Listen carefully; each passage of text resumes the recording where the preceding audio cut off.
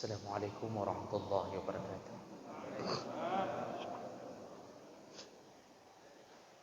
Innal hamdalillah nasta'inuhu wa nastaghfiruh wa na'udzu bihi min shururi anfusina wa min sayyiati a'malina. May yahdihillahu fala mudilla lahu wa may yudlil fala hadiya lahu. Asyhadu an la ilaha illallah wahdahu la syarika lahu wa asyhadu anna Muhammadan 'abduhu wa rasuluhul karim. Allahumma salli wa sallim ala nabiyyina wa sayyidina Muhammadin wa ala alihi wa ashabihi ajma'in. Amma ba'd. Rabbi shrah li sadri wa yassir li amri wahlul 'uqdatam min lisani yafqahu qawli. Segala puji bagi Allah, kemudian salawat dan salam kepada Rasulullah, pada keluarga dan seluruh sahabat-sahabatnya yang saya muliakan dan insyaallah dimuliakan oleh Allah, bapak-bapak dan ibu-ibu, jamaah salat maghrib dan isya insyaallah yang telah datang karena Allah. Mudah-mudahan kehadiran kita menjadi pahala di sisi Allah Subhanahu wa taala. Bapak Ibu yang dimuliakan Allah, mulai pada malam ini insyaallah setelah kita menyelesaikan pembahasan tentang adab terhadap rumah sendiri, maka kita akan mulai pada bab yang baru, yaitu adabu likibar as-sin, yaitu adab kepada orang yang sudah lanjut usia, atau adab kepada orang yang umurnya lebih tua daripada kita. Jadi ini yang dimaksud adalah orang-orang selain daripada orang tua. Karena orang tua kandung itu punya bab sendiri dalam pembahasan, yaitu adab birrul walidain, adab bagaimana berbakti kepada orang tua. Ada orang yang mengira selama ini kita hanya perlu beradab kepada orang tua kita sendiri. Padahal agama ini mengajarkan kepada semua orang yang lebih tua umurnya, dan khususan kepada yang sudah berusia lanjut, maka wajib bagi kita untuk menjaga adab-adab di hadapannya. Dan ini bahagian daripada kemuliaan agama kita. Bapak Ibu yang dimuliakan Allah, Rasulullah sallallahu alaihi wasallam pernah menyebutkan dalam hadis, innama tunsaruna bidu'afaikum. Kata Rasulullah, engkau itu ditolong Allah karena kehadiran orang-orang yang lemah di antara kalian. Jadi kita ini di dalam pertolongan Allah karena adanya du'afa, karena adanya orang-orang yang lemah di antara kita. Orang kaya hari ini berbangga dengan kekayaannya, orang sehat berbangga dengan kesehatannya, yang masih muda berbangga dengan masa-masa remajanya. Tapi perlu kita tahu bahawa yang kita rasakan hari ini, kaya, sehat, itu semua karena kehadiran orang-orang yang tidak kaya di antara kita. Itu semua Allah berikan karena ada orang-orang miskin di antara kita, dan ada orang-orang yang usianya telah lanjut, lemah tubuhnya, lemah tulangnya, lemah pikirannya. Karena kehadiran mereka lah kita bisa ditolong Allah. Syaratnya kita menolong mereka. Jadi kita ini ditolong Allah kalau kita menolong orang-orang yang lemah. Maka bayangkan seandainya tidak ada yang lemah di antara kita, maka Allah tidak akan tolong kita. Oleh karena itu, salah satu adab tertinggi adalah hendaknya beradab kepada mereka yang sudah lemah. Jadi dalam pembahasan kita, lemah yang kita maksud dalam judul ini adalah lemahnya seseorang ketika sudah berumur lanjut. Secara umum, semua orang yang lebih tua daripada kita itu wajib kita hormati, wajib kita hargai. Karena Rasulullah pernah mengatakan, laisa minna, bukan dari golonganku, man lam yahtarim kabirana wa lam yarham saghirana. Bukan dari golonganku, bukan umatku. Bahasa Nabi bukan mengeluarkan kita dari umat Muhammad, tapi bahasa ini menunjukkan Nabi benci kepada orang yang tidak tahu cara beradab, menghormati orang yang lebih tua, dan orang-orang yang tidak tahu cara menyayangi orang yang lebih muda umurnya. Jadi yang muda disuruh hormat kepada yang tua disuruh sayang kepada yang muda.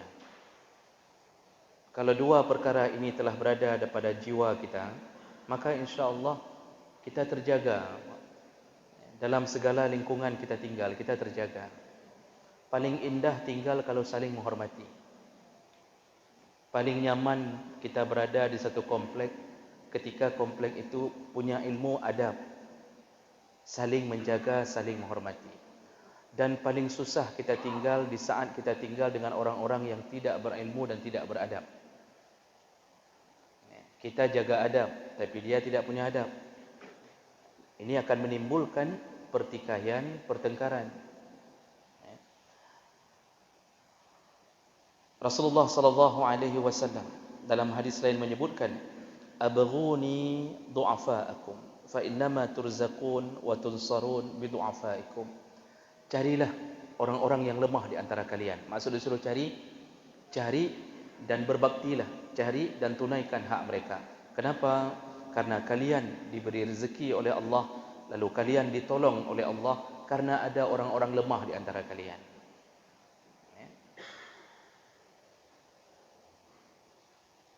Jadi berlakulah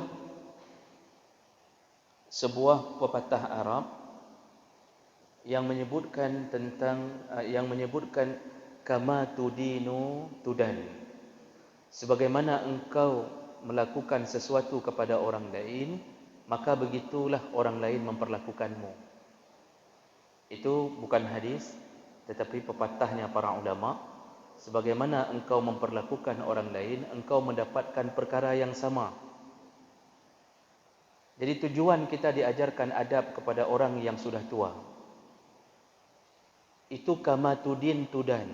Kalau engkau beradab hari ini, ini maksud para ulama, kalau engkau beradab hari ini kepada orang yang sudah tua umurnya, maka nanti waktu kita tua, ada orang lain yang akan beradab kepada kita. Sebagaimana kita hari ini menghormati orang tua kita sendiri, maka nanti anak kita akan menghormati kita. Sebagaimana hari ini kita lelah menjaga orang tua kita di rumah sakit, maka insya-Allah anak kita pun akan memelihara kita sehabis-habisnya di rumah sakit. Tapi hari ini orang-orang yang menolak untuk memelihara orang tuanya, enggan memelihara orang tuanya, tunggu balasan Allah. Nanti anak kita akan memperlakukan hal yang sama pada kita. Hoana, rupaji anak meron-ron untuk tidak bertemu dengan orang tuanya, tidak mau cebok kotoran orang tuanya. Ingat-ingat kembali, mungkin kita dulu tidak mau cebok kotoran orang tua kita. Jadi ini konsep ini berlaku kalau dalam dunia Hindu disebut dengan karma. Kita tidak menyebut karma, karena karma memulangkan pada keputusan dewa. Tapi kita berbeda, kita memulangkannya kepada keputusan Allah. Tapi konsepnya agak sedikit mirip-mirip. Apa yang kita lakukan untuk orang lain, begitulah kita mendapatkannya. Allah Subhanahu wa taala menyebutkan dalam Al-Quran surah Rahman 60, hal jazaa'ul ihsan illa al-ihsan. Adakah kebaikan yang engkau lakukan kecuali pasti Allah balas dengan kebaikan yang sama. Itu janji Allah. Kalau kita melakukan kebaikan, balasannya adalah kebaikan yang sama.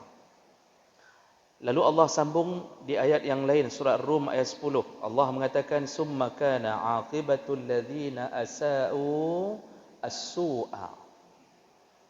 Dan akibat atau azab bagi orang yang melakukan keburukan, maka dia mendapatkan keburukan yang sama. Makanya di dalam beberapa kitab disebutkan, termasuk kitab Al-Kabair karangan Imam Zahabi, waktu bicara masalah dosa terhadap orang tua, itu disebutkan ada orang tua yang diseret oleh anaknya dari rumah, ditarik di rambutnya, dibawa keluar rumah, dicampak ke jalan. Lalu ketika anaknya mau masuk kembali ke rumah, orang tua ini mengatakan, wahai anakku, dengarlah, sungguh benar Allah, dulu aku pun memperlakukan kakekmu sebagaimana engkau memperlakukanku hari ini.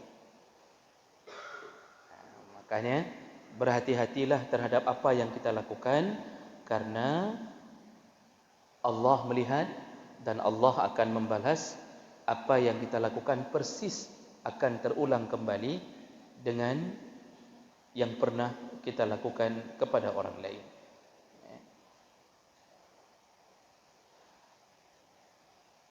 Dalam hadis disebutkan, Rasulullah pernah berkata, man ahana za syaibah lam yamut hatta yab'asallah alaihi faman yuhinu syaibahu idza syaba. Barang siapa yang pernah merendahkan, mengejek, melecehkan, menganiaya seorang yang sudah berumur lanjut. Ini bukan orang tua kandung saja yang dimaksud. Semua orang tua, orang yang sudah berumur lanjut, pernah kita lecehkan, pernah kita lakukan sesuatu kepada orang yang sudah berumur. Apakah kita pukul di jalan, atau kita tabrak, lalu kita melarikan diri. Karena yang kaim terjadi, kita setelah nabrak orang, lari. Jadi kita tabrak orang tua yang berjalan tertati-tati, kita tabrak, lalu kita lari. Maka apa kata Nabi SAW? Lam yamut, barang siapa yang pernah menyakiti seorang yang sudah berumur lanjut. Ini fokusnya berumur lanjut, karena sedang dibicarakan adab tentang kepada orang yang berumur lanjut. Tapi semua kejadian sama. Kalau kita tabrak anak-anak hari ini, lalu kita tidak tanggung jawab, kita lari di tengah kegelapan, dia meninggal di samping jalan, orang tuanya menangisinya, kehilangan, dan tidak tahu siapa yang menabraknya, tapi Allah tahu. Apakah janji Nabi? Lam yamut, tidak akan mati orang itu.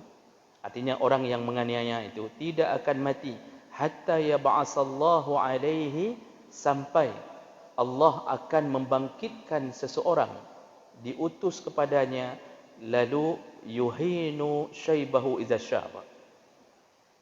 Orang yang akan muncul itu akan melakukan, melecehkan, melakukan sesuatu yang sama di saat dia sudah tua. Ini berlaku, Pak. Oronyo tak pepok gop, tak peluang. Tunggu nanti salah satu dari keturunan kita akan diperlakukan sama oleh orang lain. Kita sakiti orang yang sudah berumur lanjut, maka tunggu waktu kita berumur lanjut, Allah akan utus seseorang untuk membuat semua perkara yang sama yang pernah kita lakukan. Imam Syafi'i pernah menyebutkan, orang yang pernah berzina atau menzinai anak orang, dia telah berhutang kepada Allah. Jadi disebut kalimatnya, zina itu hutang. Apa maksudnya? Hari ini seorang pemuda atau kita, na'udzubillah, contoh, pernah menzinai anak gadis orang, lalu melarikan diri, tidak bertanggung jawab. Ketika kita nanti sudah menikah di tempat yang berbeda, dengan orang yang berbeda, tunggu salah satu keturunan kita diperlakukan yang sama dengan apa yang pernah kita lakukan. Nah, nak katanya untuk yang dizinai oleh orang lain. Dan silahkan lihat kiri kanan, Pak. Semua yang pernah melakukan itu terjadi.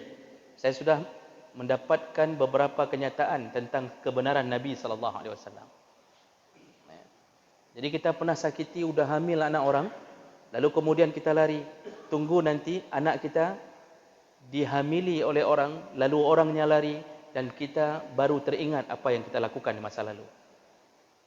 Nah, jadi intinya, kenapa harus menghormati orang yang lanjut usianya? Agar kita dihormati waktu kita sudah lanjut usia. Megak-gat watai tayang muda, maka di megak-gat legok watai tayang ke Tuhan. Menjadi orang tua, menjadi orang yang sudah berumur lanjut. Umur lanjut itu ciri-cirinya apa, Pak? Umurnya sudah bertambah. Kira-kira kalau hitungan sekarang, itu umur lanjut 55 ke atas.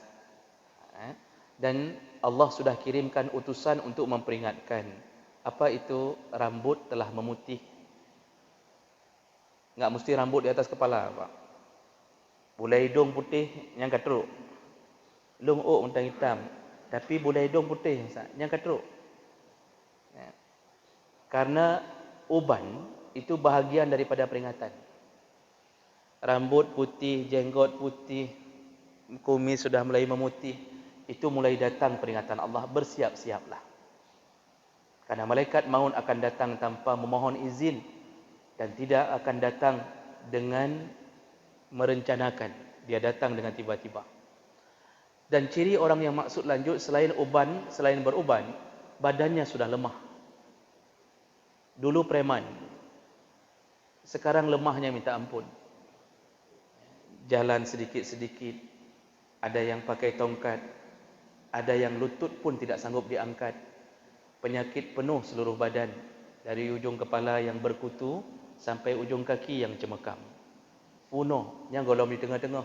Di tengah asam lambung, diabetes, asam urat, kolesterol, mata tidak nampak lagi. Jadi enggak nampak lagi. Yang enggak nampak siapa? Isteri sendiri. Isteri orang tak nampak. Ada yang model begitu juga. Jadi bohong sampai Tuhan. Jadi Bapak Ibu melaka Allah Subhanahu wa taala, ini mereka sudah golongan umur lanjut. Wajib bagi kita yang Allah berikan umur-umur yang masih muda menghormati ayah-ayah kita ini. Jadi kadang-kadang ada orang yang berilmu ingin dihormati. Padahal di antara jamaahnya ada yang sudah berumur lanjut. Maka seorang yang berilmu agama ini seharusnya lebih mengerti. Dia pun harus hormat kepada jamaahnya. Jadi jangan mengira orang berilmu duduk di depan mengajarkan, bisa baca kitab, harus dihormati habis-habisan sehingga dia tidak menghormati orang-orang yang berada di depannya. Di antara bapak-bapak ini, itu ada yang berumur lanjut, wajib bagi gure, wajib hormat. Jadi saling menghormati. Menyogecum jaro, menyogecum balik. Ini tidak, kadang-kadang merasa paling layak dihormati sehingga dia tidak berusaha untuk menghormat orang di depannya. Disitulah menunjukkan ilmunya tidak sepadan dengan akhlaknya. Bapak Ibu melaka Allah, kalau kita sudah tua, kita ini diberi kelebihan dan kalau kita menjadi seorang Islam. Allah berikan kelebihan kalau kita menjadi seorang Muslim. Semakin bertambahnya umur, maka semakin banyak kebaikan yang Allah catat pada dirinya. Jadi semakin jumlah umur bertambah, maka bertambah-tambah sayang Allah kepadanya. Kenapa bisa begitu? Karena di saat seseorang bertambah umurnya, semakin susah melakukan amal, tapi dia tetap mendatangi Allah, semakin besar kasih sayang Allah kepadanya.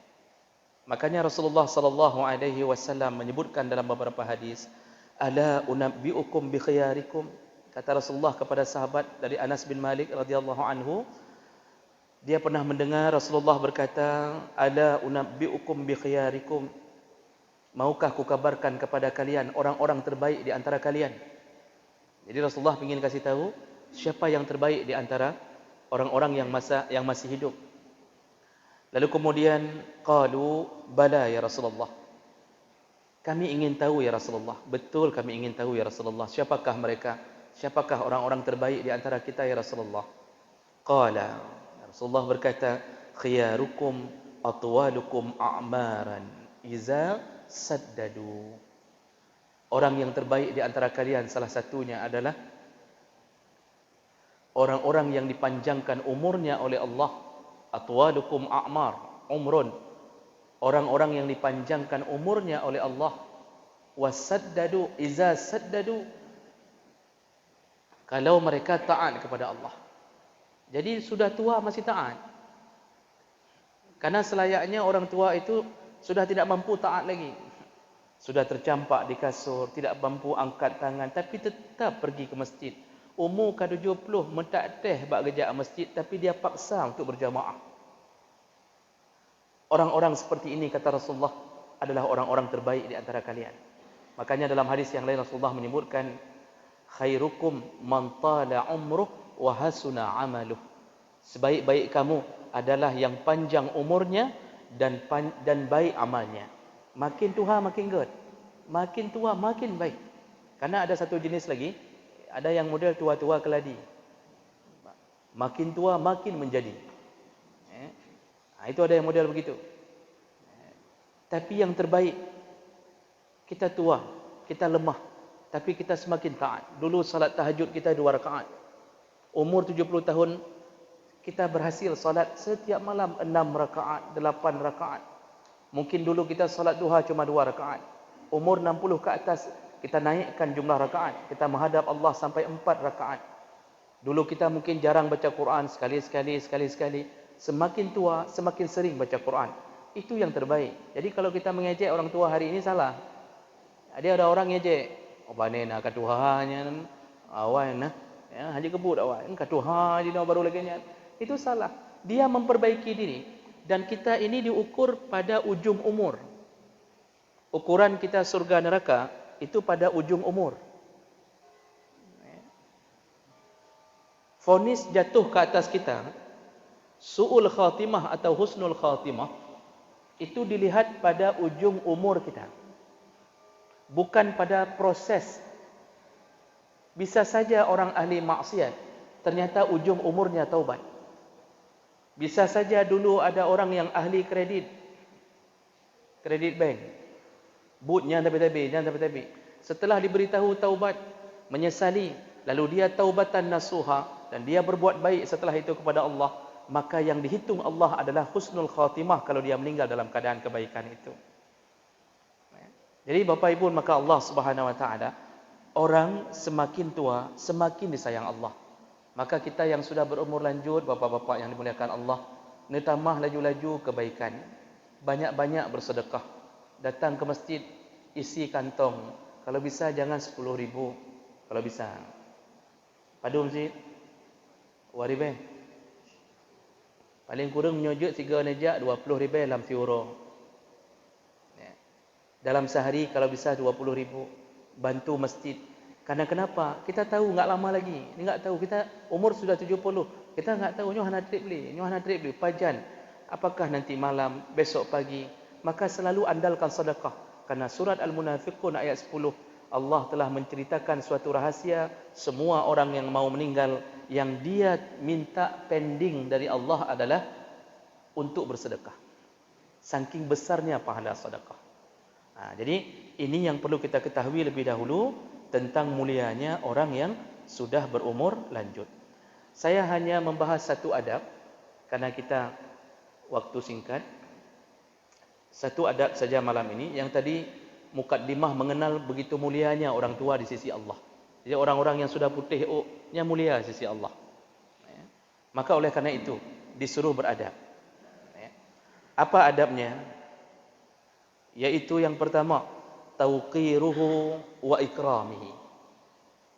Agungkan dia, muliakan dia. Mengagungkan dan memuliakan orang-orang yang sudah tua, itu diantaranya dengan mencintainya dan memuliakannya di dalam segala urusan. Termasuklah perkara yang paling sederhana pertama adalah panggillah dia dengan panggilan yang terhormat. Jadi kalau kita bertemu dengan orang yang sudah berumur lanjut, itu memanggil panggilan yang terhormat. Tentunya sesuai dengan panggilan negara masing-masing. Mungkin panggilan kita yang sering terdengar, kalau ada orang muda bertemu dengan orang yang sudah 50 tahun, 60 tahun, nyan tahai begat-gat. Wahai ayah, bapa, dengku. Jadi jangan kita panggil seperti seakan-akan sama umur kita dengan beliau. Lalu kita panggil, Sulaiman, jangan kenal boleh.